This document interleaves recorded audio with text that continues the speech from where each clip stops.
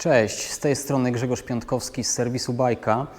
W dzisiejszym filmie pokażę Wam podstawowy serwis amortyzatora RockShox Lyric Ultimate, ale też zajmę się tłumikiem Charger, ponieważ otrzymałem od mojego bardzo dobrego kolegi Łukasza, z którym kiedyś pracowałem jeszcze za studenckich czasów w serwisie rowerowym. Dziś każdy z nas ma własne biznesy rowerowe. Otrzymałem od niego zestaw modernizujący tłumika Chargera. Do Chargera 3.1 jest to nowość na rynku. Ja taki zestaw tutaj właśnie będę instalował. Natomiast to, co teraz mówię, nagrałem po wykonaniu już tego serwisu. To jest tak naprawdę to, co wyjąłem ze środka. A te kilka słów wstępu, wyjaśnienia należą Wam się dlatego, że niestety jestem już myślami na urlopie, który chyba mi się należy. I pomimo tego, że w momencie, kiedy oglądacie film, ja już jestem w pracy, to teraz właśnie mamy sobotę i tak naprawdę chciałbym już odpalić moje V8 i grzać w góry. Ale życie nie jest takie proste. Jeszcze muszę wykonać kilka serwisów, pozamykać wszystko i zapomniałem o włączeniu mikrofonu w pierwszej części nagrania. Na szczęście szybko się zorientowałem, ale te pierwsze minuty będą z dogranym głosem i mam nadzieję, że mi to wybaczycie i film będzie również Wam się podobał. Tak jak zawsze zaczynam od przedstawienia podstawowej chemii oraz narzędzi niezbędnych do wykonania serwisu.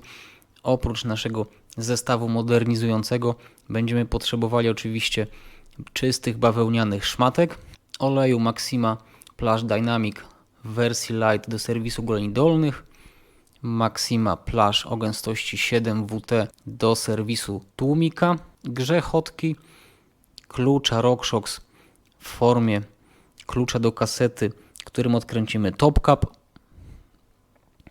młotek, strzykawka do oleju, T-kształtny klucz imbusowy 5 mm, którym posłużymy się do odbicia tłoków, podstawowe klucze imbusowe, klucz dynamometryczny, miękkie szczęki do odkręcania elementów takich jak tłok czy korpus tłumika. Jednym słowem szczęki umożliwiające chwytanie okrągłych elementów. Smar zamiennie RockShox Dynamic Seal albo SRAM Butter i oczywiście najlepiej nitrylowe rękawiczki. Po umieszczeniu amortyzatora w stojaku przystępujemy do odkręcenia korka broniącego dostępu do wentyla komory powietrznej i spuszczamy ciśnienie. Tutaj ciekawostka, jak pewnie wiecie, ostatnio RockShox, ale też kilka innych marek wprowadziły nakrętki, które bardzo trudno jest odkręcić palcami i ostatnio Parktool pokazał bardzo ciekawy przyrząd, który będzie nam to ułatwiał. Mianowicie jest to klucz o nazwie FCT1, czyli Fork Cap Tool w formie drukowanej 3D kostki, która posiada takie wypusty do odkręcania rozmaitych nakrętek broniących właśnie dostępu do wentyli komór powietrznych. Po spuszczeniu ciśnienia przygotowujemy sobie pojemnik na olej i podstawiamy go pod amortyzator.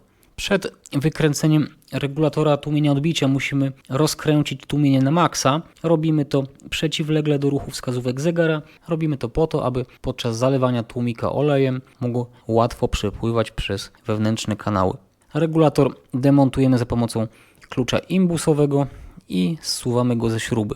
Następnie wspomnianym kluczem imbusowym 5 mm odkręcamy o kilka obrotów, nie całkowicie, ale o kilka obrotów śruby mocujące tłoki, pamiętając o tym, że są wykonane z aluminium, czyli klucz musi być pewnie głęboko osadzony, aby nie zniszczyć delikatnych gniazd. Następnie młotkiem poprzez klucz uderzamy w jedną i drugą śrubę, odbijając w ten sposób tłoki. Ściągamy golenie dolne, możemy pomóc sobie lekkim uderzeniem dłoni w podkowę goleni dolnych. Tutaj jak widzicie z lewej strony ten jasny olej to Maxima, czyli olej, który jest rekomendowany przez RockShox. Natomiast z prawej strony wyciekło coś niezidentyfikowanego, być może dodatek fluidu Foxa, ponieważ ma bardzo podobny kolor. Z uszczelek kurzowych demontujemy sprężynki, aby nie rozciągnąć, nie zdeformować ich podczas czyszczenia.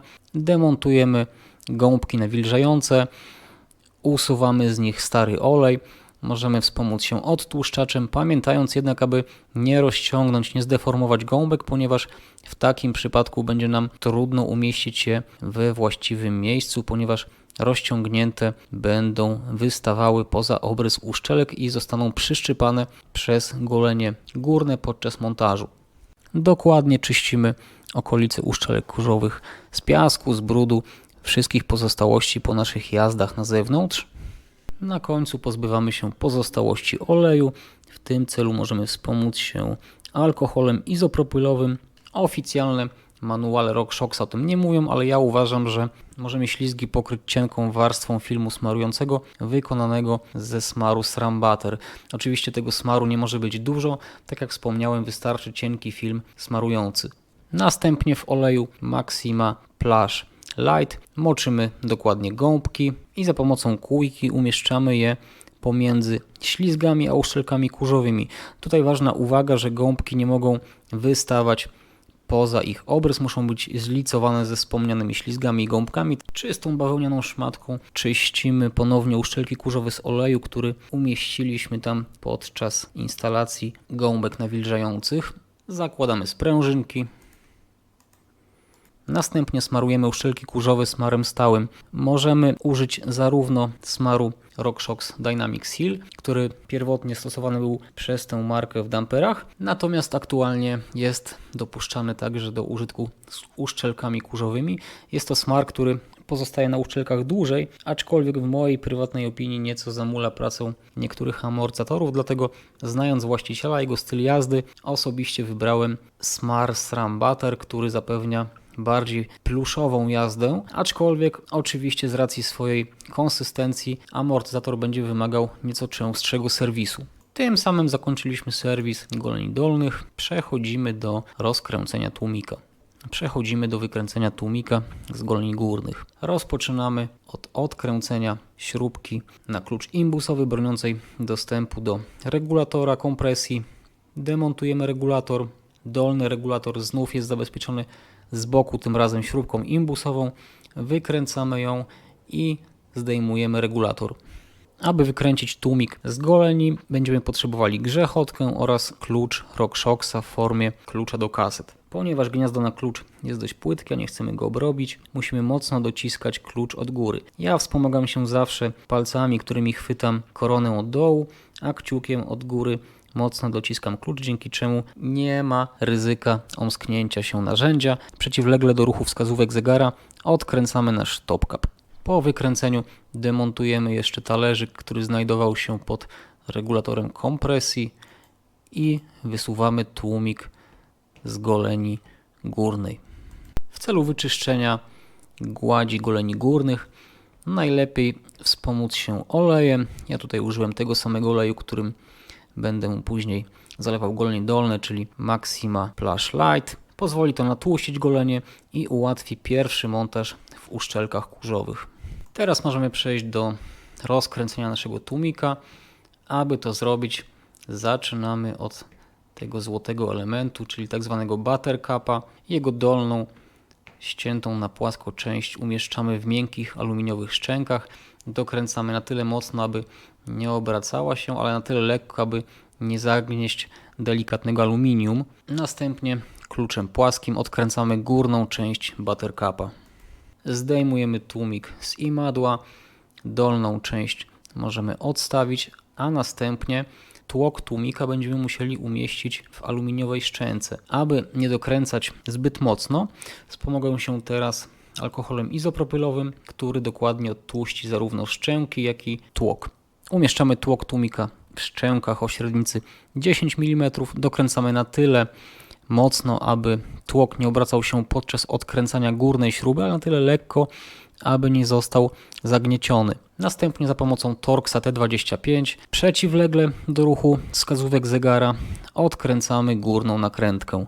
Po tej czynności możemy już rozłożyć, zdemontować nasz buttercup i przystąpić do demontażu cartridge'a. W tym celu umieszczamy widoczną na filmie anodowaną na czerwono aluminiową część tłumika w miękkich aluminiowych szczękach, które jej nie porysują, nie uszkodzą i tak jak w przypadku tłoka dokręcamy na tyle mocno, aby nakrętka nie obracała się podczas odkręcania, ale na tyle lekko, aby jej nie zagnieść.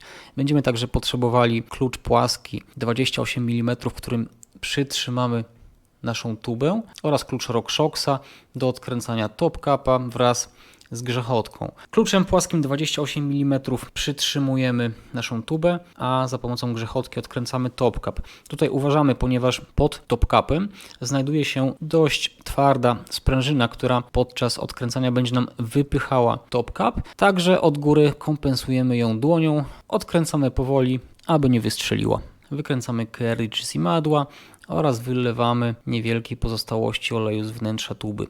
Następnie przystąpimy do rozkręcenia demontażu naszego tłumika odbicia. W tym celu czarną część korpusu naszego cartridge'a umieszczamy w imadle, a kluczem płaskim będziemy odkręcać widoczny na filmie anodowany na czerwono element.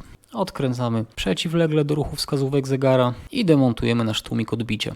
Po odkręceniu cartridge'a wylewamy z wnętrza olej. Następnie ponownie wkręcamy cartridge w imadło i za pomocą klucza płaskiego 28 mm odkręcamy górną część tuby, w której znajdują się regulatory tłumienia kompresji oraz korek IFP. Po wykręceniu tuby musimy wyjąć z niej regulatory kompresji. Tak jak widzicie, z jednej strony znajduje się taki kruciec w formie płaskiego śrubokręta i właśnie od tej strony musimy wypchnąć regulatory na zewnątrz. Jest to proste do zrobienia, nie potrzeba do tego dużej siły. Następnie musimy odkręcić nakrętkę znajdującą się na szczycie naszego regulatora. Aby to zrobić, widoczny sześciokątny element musimy umieścić w imadle w taki sposób, aby nie łapać imadłem za widoczne tutaj śrubki, tylko za pozostałe ścięte na płasko elementy.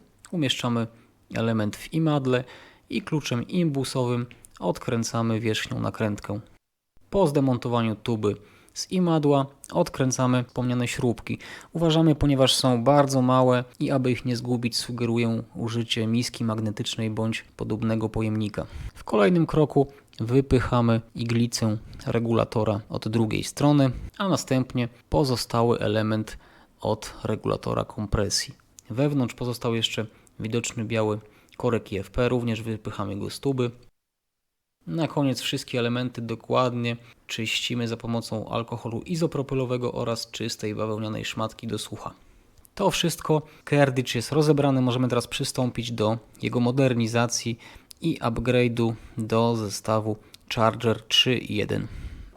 Tutaj te dwa o-ringi, ten i ten, oczywiście wymieniamy, smarujemy go smarem SRAM Butter.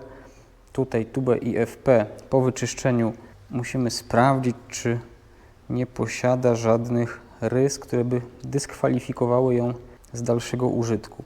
Jeśli nie, po wymianie o-ringów możemy przystąpić do wkładania naszego tłumika. Przechodzimy teraz do modernizacji naszego tłumika do wersji Charger 3.1. Bierzemy tłumik odbicia. Tę część właściwie możemy zsunąć alkoholem izopropylowym. Odtłuszczamy tłok i do szczęki 10 mm wkręcamy. Dokręcamy niezbyt mocno i ten czerwony element musimy odkręcić. Zrobimy to oczkowym kluczem 13 mm. Ostrożnie zdejmujemy, uważając, aby właśnie shimy, czyli te cieniusieńkie stalowe podkładki, nie zsunęły nam się z tłoka. Bierzemy sobie taką kółkę bądź długi klucz imbusowy, wsuwamy i całość ściągamy z naszego tłumika. Tutaj mamy nasz tak zwany piston i shim stack od tłumika odbicia. I tutaj widzicie podkładkę i jednego shima u dołu. Ta podkładka i ten shim nie będą przez nas ponownie instalowane. One są zastępowane przez sprężynkę. Natomiast ten talerzyk wkładamy na swoje miejsce. Odnajdujemy naszą sprężynkę z zestawu modernizującego. Wkładamy na swoje miejsce. Następnie piston i shimstack. To nam się nie może zsunąć, pomieszać. Ostrożnie działamy. Nic tu nie może być zagięte. Nie może nam się przesunąć, pomylić, ponieważ kiedy te shimy się wygną, nie będą działały właściwie. Kiedy wszystko jest na swoim miejscu, dokręcamy czerwony element z siłą 3,2 Nm, nie mocniej. Po wymianie uszczelek smarujemy je smarem SRAM Butter, tak samo jak tłok i wsuwamy na swoje miejsce delikatnie do końca. Smarujemy o-ringi cienką warstwą smaru, to samo wewnętrzny i tutaj tę tubę cienką warstwą oleju Maxima Plush 7WT. Nawilżamy palec, nawilżamy tubę. Po nasmarowaniu i natłuszczeniu olejem od płaskiej strony przepychamy plastikowy korek przez tubę do tutaj tej strony gwintowanej. Tak, aby tutaj odległość od rantu do naszego korka wynosiła 30 mm.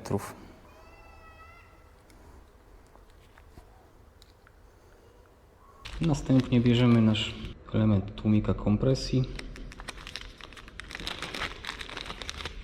aby się nie pomylić. Stary od razu chowamy. Tutaj do tego regulatora RockShox dołączył taki zestaw blaszek cieniusieńkich, czyli shimów, którymi możemy wyregulować sobie kompresję według własnych upodobań. Aby to zrobić, należy ten regulator rozkręcić, czyli wkładamy go miękkie aluminiowe szczęki. Następnie odkręcamy nakrętkę kluczem 15 mm.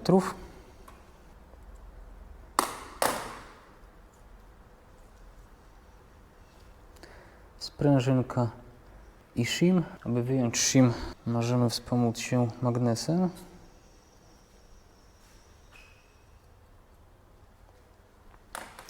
I aby odkręcić ten element, będzie nam potrzebny taki specyficzny klucz z wypustami RockShoxa oraz grzechotka. Dociskamy klucz i odkręcamy.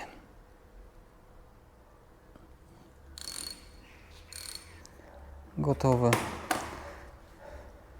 Wyjmujemy nasz regulator, wykręcamy do końca i tutaj, jak widzicie, mamy kolejny shimstack złożony już z kilku blaszek i właśnie to będziemy wymieniać na zestaw, który otrzymaliśmy z naszym kitem upgrade'ującym tłumik. Tutaj widzimy fabryczny shimstack tłumienia wolnej kompresji. To są shimy od wolnej kompresji, które otrzymaliśmy w zestawie modernizującym, ale nie tylko. Tutaj są też shimy od tłumienia odbicia i możemy albo zachować fabryczne ustawienie, albo sobie zwiększyć tę kompresję, bądź ją zmniejszyć. To wszystko jest w manualach, w zależności od ustawień tych shimów, od ich ilości oraz od ich grubości. Będziemy mogli sobie wyregulować tłumienie kompresji bądź tłumienie odbicia. I dla przykładu, gdybyśmy chcieli taką kompresję wolną sobie zwiększyć, wtedy będzie nam potrzebny jeden taki shim. Jak dobrze pamiętam, dwa shimy 0,2 mm i 4 shimy 0,1 mm. Po ustawieniu shimów według własnych potrzeb instalujemy znów ten element w imadle. Lekko dokręcamy, instalujemy shimy od góry. Ten element dokręcamy za pomocą wspomnianego już klucza oraz klucza dynamometrycznego z siłą wskazaną na kluczu, czyli 5,6 Nm. Dociskamy mocno. Gotowe. Następnie shim, sprężynka i nakrętka i tę nakrętkę przykręcamy z siłą 2,8 Nm kluczem 15 mm. Nawilżamy tutaj ten tłok olejem i instalujemy od góry uszczelkę. I tutaj górna część tłumika kompresji ma zatrzymać się około 20 mm od rantu. Nie musi to być przy tym aptekarska dokładność. Suwmiarka ma swój błąd pomiarowy, jak również sam RockShox twierdzi, że jest to w tym momencie około, a nie dokładnie 20 mm. Następnie bierzemy iglicę, ponownie nawilżamy ją olejem i wsuwamy do iglicy w taki sposób, aby tutaj nam pojawiło się na zewnątrz w momencie, tak jak słyszeliście, na pewno kliknięcie. Jest to ten właściwy moment. Teraz możemy przystąpić do przykręcenia śrubek. Zanim to zrobimy, regulator tłumienia wolnej i szybkiej kompresji musi nam się tutaj zlicować. W tym regulatorze są takie frezowania, które muszą nam się zlicować otworami właśnie tutaj z miejscem na śrubki. RockShox tutaj podaje wartość 0,56 Nm. Jest to naprawdę bardzo niewielka siła do kręcenia, troszkę ponad pół Nm, więc dokręcenie po prostu palcami bez użycia siły.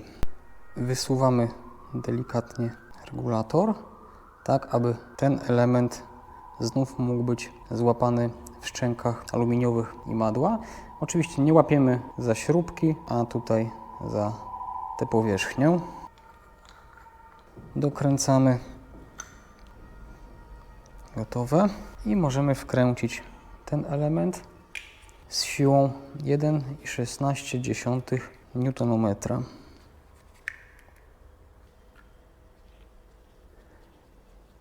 Kiedy to zrobimy, za pomocą klucza wykręcamy do oporu nasz regulator. Następnie musimy przepchnąć tutaj ten biały korek IFP, tak aby jego rand znalazł się tuż poniżej tego otworu do odpowietrzania. Przepychamy za pomocą narzędzia, które nie jest metalowe. Ja mam tutaj pędzelek z tworzywa. On nam nie porysuje gładzi wewnątrz. Gotowe. A tutaj ten talerzyk powinien nam się znaleźć około 5 mm od górnej części tuby. Gotowe. Wlewamy do strzykawki oleju Maxima 7WT i olej wlewamy od tej strony tłumika, aż będzie pełny.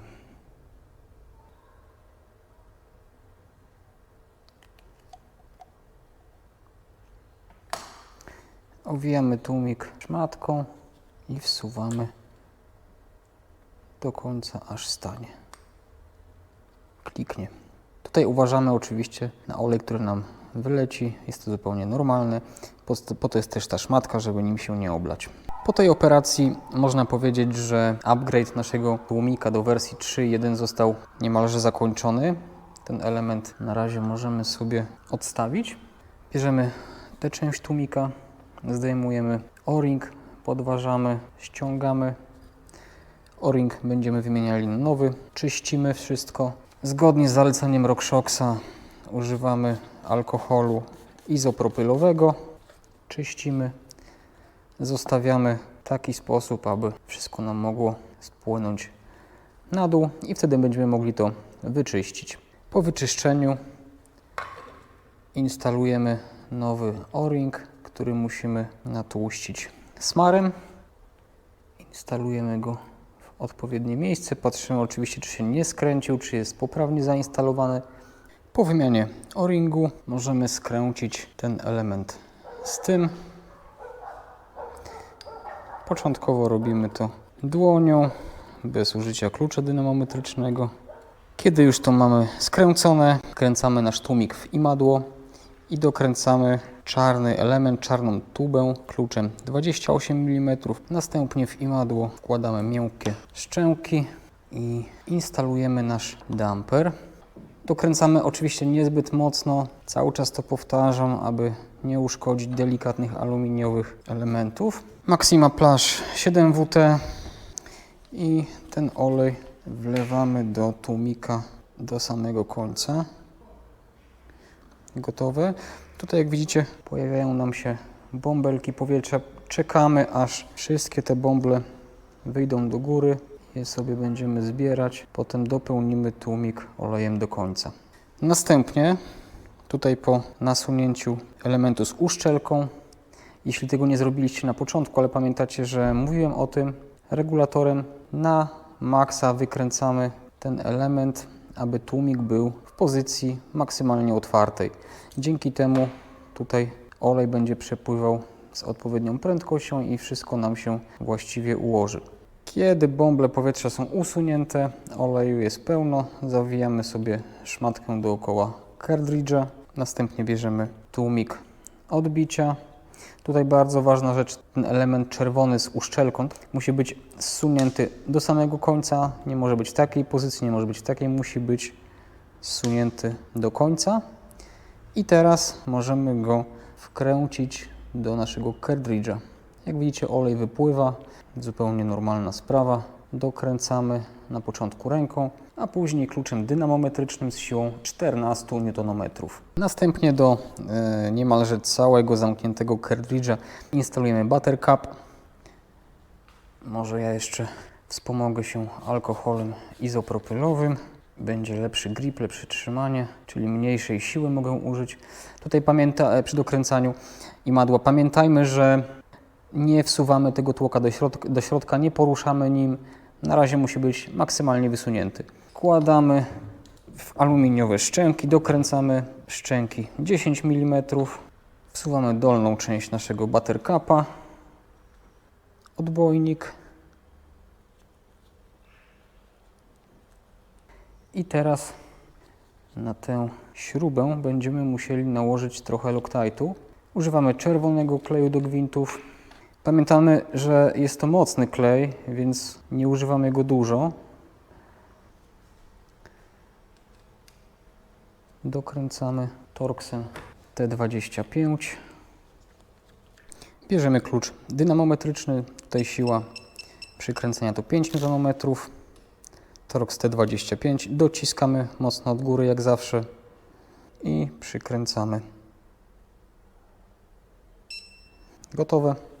Następnie dolna część buttercupa. Tutaj jak widzicie jest nałożony Loctite. RockShox sugeruje nałożenie mimo wszystko niebieskiego Loctite'u. Też nie używamy go dużo. Rozprowadzamy palcami. Tutaj ważna rzecz. Musimy ten odbojnik sobie zlicować otworem w odbojniku i otworem w tej nakrętce. I tutaj jest taki wystający pin. Ten pin musi tutaj teraz przejść nam przez te dwa elementy. Kiedy to się stanie, możemy skręcić nasz buttercup z siłą 14 Nm. W tym momencie możemy przejść do odpowietrzenia.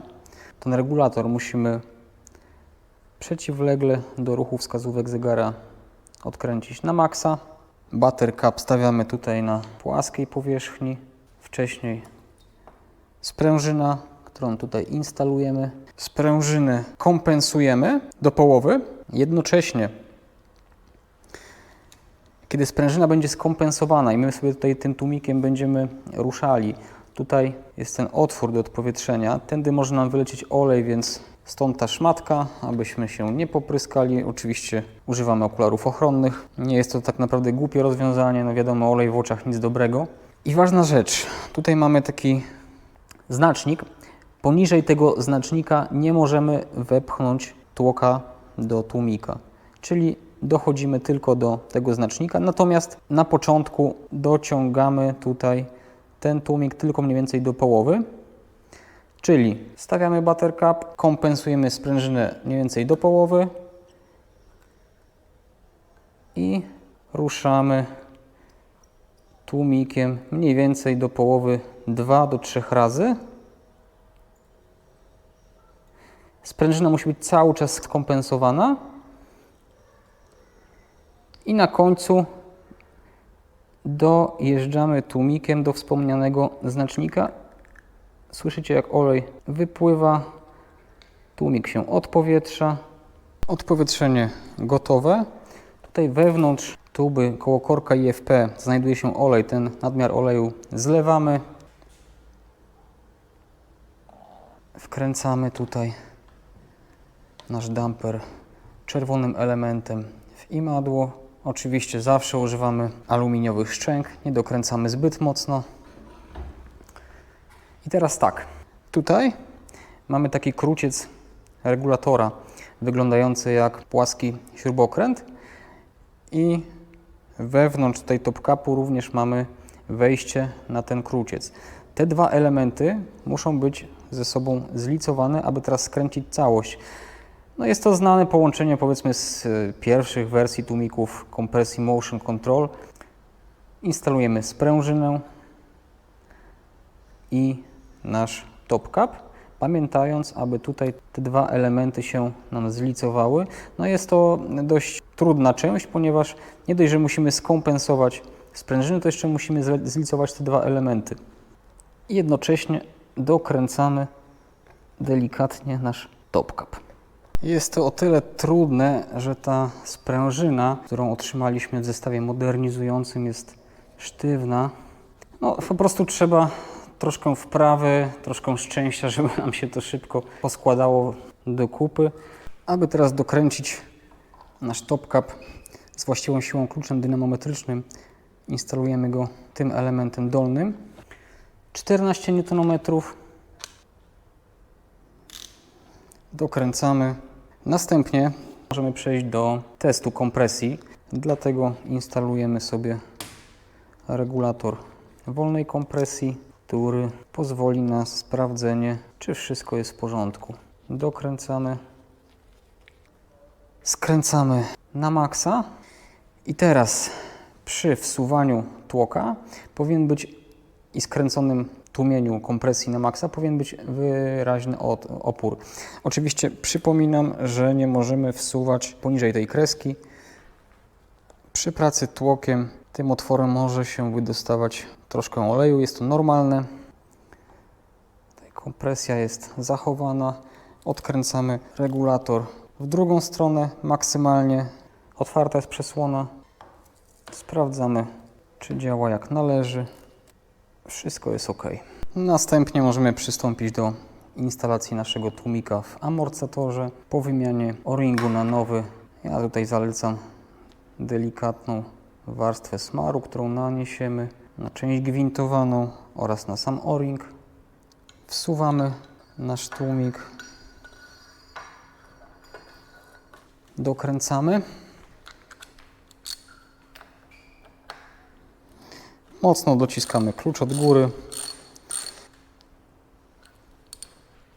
Siła dokręcenia górnego korka to 28 Nm. Dociskamy.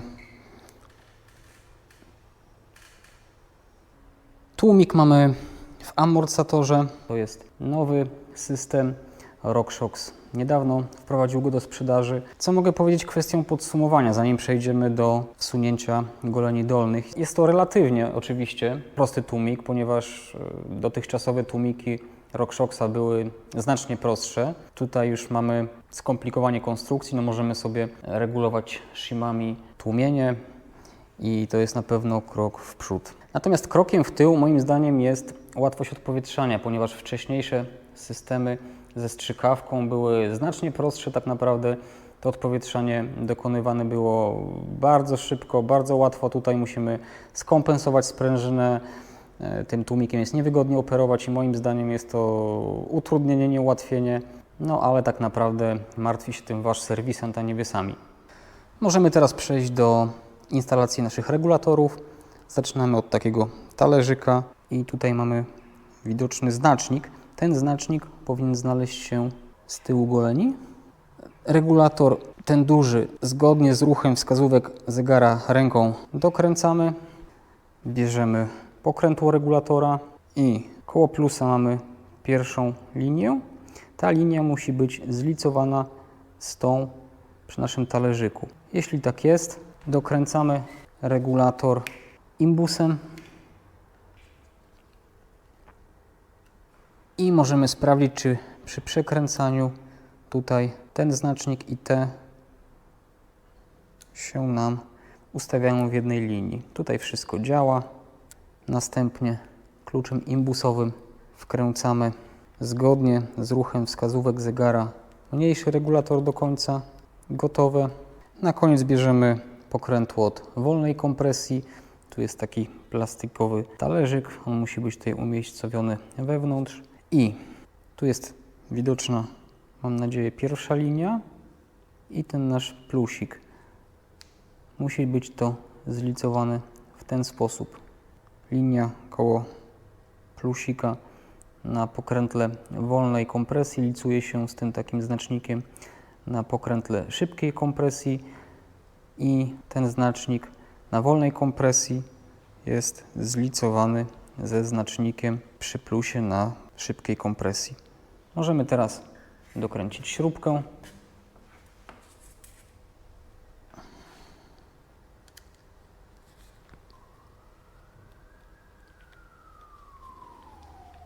Mam nadzieję, że tak jest lepiej widać, tak powinien być zlicowany jeden regulator z drugim. Na koniec alkohol izopropylowy i czyścimy wszystko z pozostałości oleju. Możemy wsunąć golenie dolne. Uważamy, aby nie przeszczypać uszczelek kurzowych przy montażu, a także nie zawinąć gąbek. Możemy sobie takim tutaj ruchem góra-dół ustawić te gąbki, mieć pewność, że nie są zawinięte. Jeśli wszystko jest ok, działa to nam płynnie. Wsuwamy nie do końca, bo jeszcze musimy wlać olej. Według manuala RockShoxa lejemy Maximum Light po 15 ml na goleń. Ja uważam, że można wlać 20 ml. Zapewni to lepsze smarowanie tego oleju, jednak będzie trochę więcej. Jak widzicie, to wcale nie jest dużo. Lejemy do środka. Druga goleń. Zsuwamy golenie. Czyścimy z pozostałości oleju. Śruby z nowym talerzykiem, z nową podkładką. Dokręcamy. Śruby skręcamy z siłą 5 Nm. To bardzo ważne, ponieważ są wykonane, jak wspomniałem Wam, z aluminium i łatwo je przekręcić. Dlatego klucz dynamometryczny to podstawa. 5 Nm. Dociskamy mocno, jak zawsze.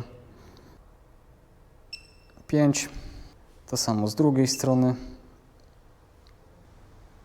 5. Na samym końcu do zainstalowania pozostał nam regulator tłumienia odbicia.